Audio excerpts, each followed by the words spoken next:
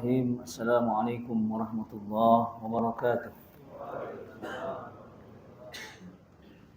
Alhamdulillahirabbil alamin wassalatu wassalamu ala asyrafil anbiya wal mursalin wa ala alihi wa ashabihi wa man tabi'a hudahum ila yaumiddin wa sallama tasliman katsira amma ba'd. Hadirin yang dimuliakan oleh Allah Subhanahu wa taala. Alhamdulillah kita dapat kembali melaksanakan kewajiban kita, yaitu sholat Isya secara berjamaah. Dan pada kesempatan malam hari ini kita akan mengambil pelajaran dari susunan ayat perintah puasa.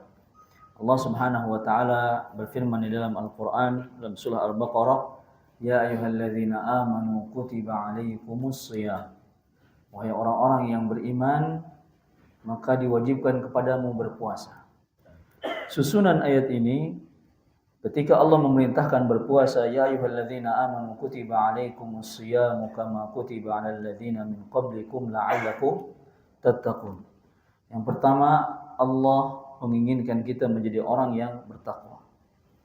Kemudian ayat yang berikutnya Allah Subhanahu wa taala mengatakan bahwasannya ada hal yang perlu kita ketahui ketika Allah mengatakan la'allakum tashkurun, agar kalian menjadi hamba yang bersyukur.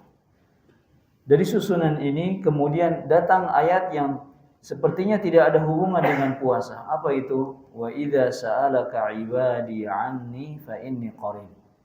Allah membicarakan tentang puasa, kemudian tentang bulan Ramadan, kemudian tiba-tiba Allah mengatakan wa idza sa'alaka 'ibadi 'anni fa inni qarib.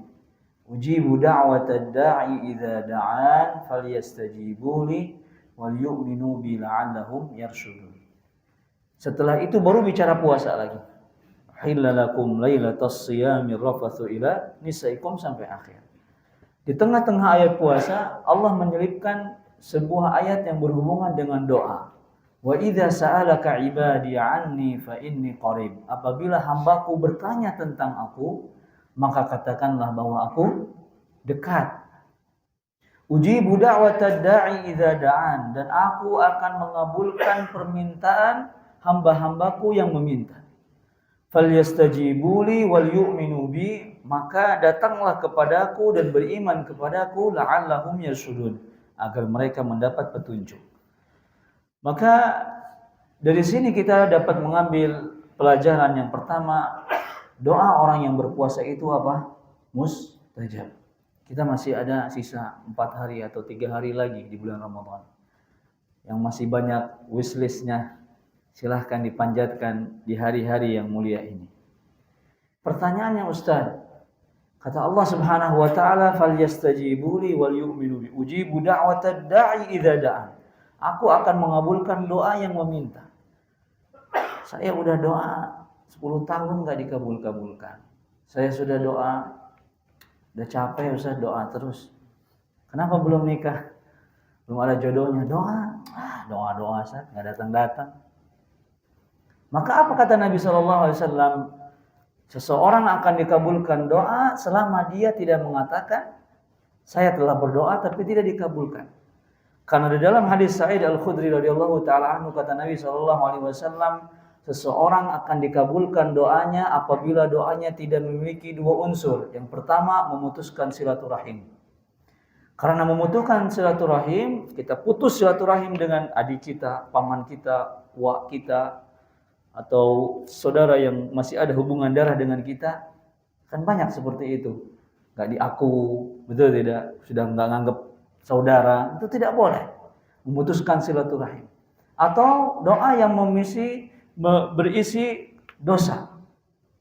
Tetapi kata Nabi SAW, doa itu akan dikabulkan, tetapi dengan 3 cara. Yang pertama, an yu'ajjila lahu da'watahu, doanya dikabulkan di waktu itu juga. Misal, ya Allah, mudah-mudahan saya punya anak perempuan. Kemudian dia pulang cuti, dia ketemu istrinya, balik ke sini, nelpon istrinya, "Mas, saya sudah hamil." Bagi yang punya istri, kalau nggak punya istri bahaya, ya. Baru doa sekarang, pulang cuti, balik ke sini, sebulan jaraknya, dia langsung. Atau ya Allah, mudah-mudahan saya pulang besok, saya dapat rezeki, saya bisa beli kendaraan. Sampai sana ada orang ngasih kendaraan. Dia minta kendaraan, datang kendaraan. Dia minta anak, datang anak. Dan ini yang kita inginkan, betul tidak? Tetapi yang kedua, kalau tidak terjadi yang pertama, an yudakhirallahu lahu fil akhirah. Allah menundanya di akhirat. Ketika kita masuk ke dalam surga, tiba-tiba ada BMW ini. Siapa? Oh, di dunia dulu.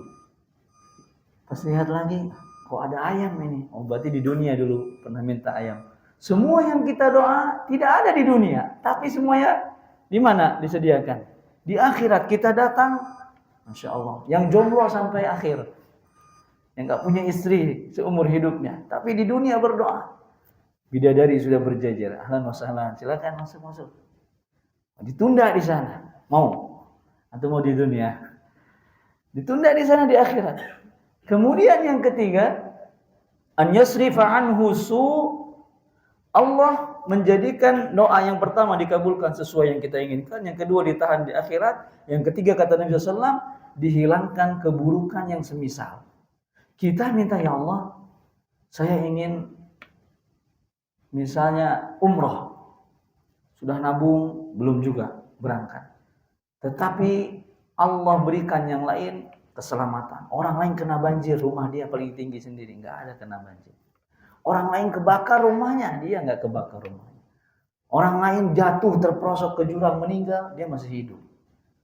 Semua musibah yang mengenai dia tidak ada efeknya bagi dia. Kenapa? Karena dia dilindungi oleh doa. Mungkin kita pernah nyebrang, tiba-tiba motor, satu jengkal lagi itu, nyaris saya.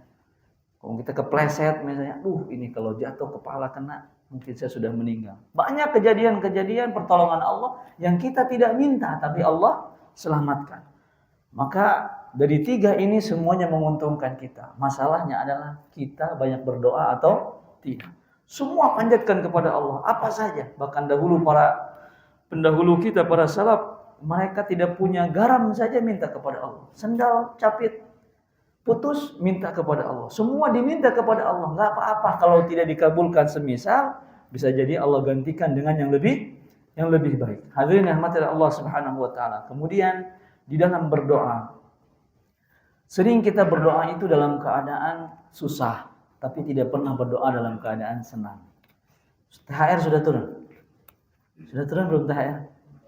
Sudah. Ada yang berdoa, ya Allah, mudah-mudahan THR-ku ini barokah. Janganlah dia habis. Awetkan 1 tahun ya Allah. Pernah doa? Atau udah aja, alhamdulillah dapat THR, nggak ada doa. Dicoba sama atasan kita, THR ditunda. Berdoa, ya Allah saya butuh, ini gimana? Kita sering berdoa dalam keadaan apa? Dalam keadaan terpojok, dalam keadaan merugikan, dalam keadaan itu baru doa. Nabi SAW mengatakan, man arada an yustajaballahu lahu du'a falyuksir du'a fil syada'idi wal masaibi falyuksir du'a inda rakham. Barang siapa yang ingin dikabulkan doanya, maka banyak-banyak doa waktu senang. Jadi kalau senang, antum banyak doa, ya Allah, alhamdulillah saya mendapatkan rezeki. Dan tanda-tanda keberkahan dari rezeki itu adalah tidak habis ditelan masa dan selalu awet dan juga bermanfaat. Makanya kalau doa kunut apa yang kita doa? Wa barik lana fima a'tait. Ya Allah, berkahilah apa yang Engkau berikan. Baru THR turun kemarin, sekarang sudah habis. Check out ini, beli itu. Enggak penting semua. Setelah lebaran pusing lagi, Allah udah habis lagi uang. Tapi orang yang barokah, di sini naruh 100.000, mau beli makan ke kantin, ada temennya. Yuk, makan. Sama saya aja traktir. Awet lagi 100.000. Sampai kecuci, balik lagi. Ya Allah, ini uang udah berapa kali di kantong kok udah ada terus. Itu barokah.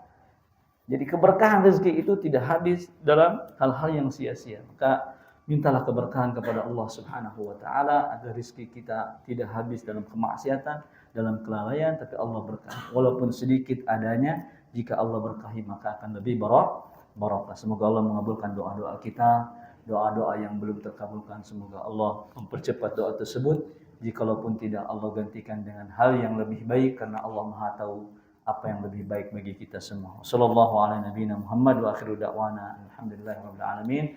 Assalamualaikum warahmatullahi wabarakatuh.